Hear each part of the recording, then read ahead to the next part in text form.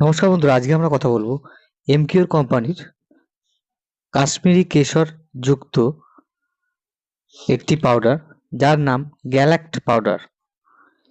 এই পাউডারটি সদ্যজাত শিশুর মায়ের ব্রেস্ট মিল্ক তৈরি করার ক্ষেত্রে খুব কার্যকরী একটি পাউডার।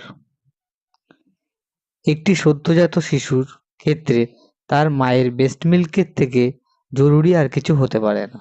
তো বন্ধুরা, আজকের ভিডিওটা আমরা এখানেই শেষ করলাম। ভিডিওটি ভালো লাগলে অবশ্যই একটি লাইক করবেন এবং যারা নতুন আমাদের ভিডিওটি দেখছেন অবশ্যই একটু সাবস্ক্রাইব করে দেবেন।